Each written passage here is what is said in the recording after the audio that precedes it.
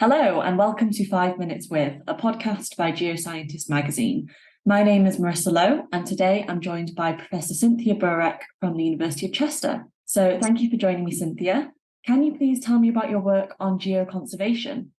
My chair is in geoconservation, and when I got awarded it, I went and saw my vice chancellor, and he said, "I've never heard of that."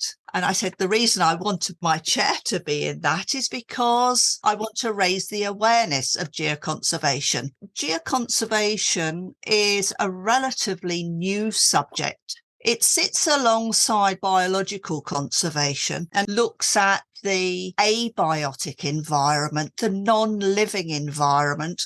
I got involved really because both my daughters trained as geologists. As they were going through their courses, I used to say to them, "Oh, did you go and see the such and such quarry?" And they would say to me, "Oh, don't be silly, Mum. That got filled in years ago. You can't see it anymore." And I was becoming more and more concerned about this.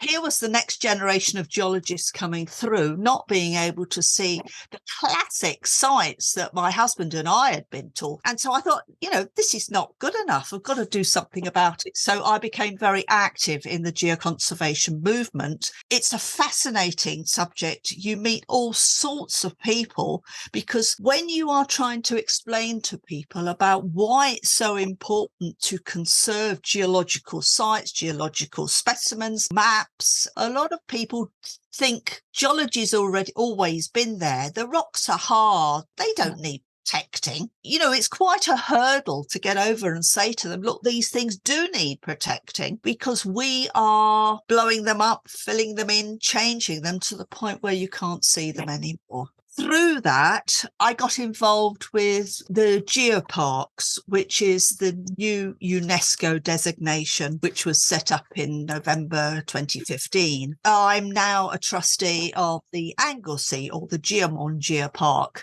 So what are you currently working on, or what have you been working on recently? I have two main interests. One is geoconservation. At the moment, we're working to promote Anglesey Geopark. Presently, I go and lecture to a tourist club on what a geopark is and why Anglesey is so special. Now, the second strand that I'm working on, we've published two books fairly recently through the GeolSoc on early female geologists. The one that we've just published was to celebrate the centenary of the first women becoming fellows of the GeolSoc. As you can imagine, it's an endless task researching early female geologists.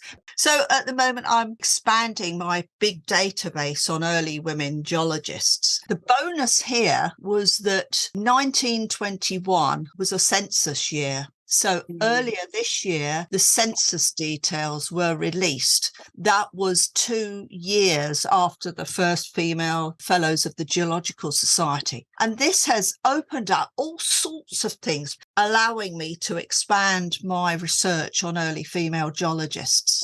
What does a typical day look like for you at the moment? It depends where I am. If I'm at home, I do a lot of searches online, especially if I'm working on my early female geologists. If I'm in Anglesey, it's completely different because there I might be out in the field. We're working on a couple of town trails at the moment. They're ideal because you can tailor them to disabled people that want to learn a little bit about geology and who would never be able physically to get into a quarry or down a mine. Several times I've had people come on town walks with me in wheelchairs and say that's the first time they've ever been able to go out and look and have the rocks explained to them. So what is your favourite thing about your work? My favourite thing of all time is to see the light switch go on in somebody's eyes when they actually understand what you're saying and they think, by golly, that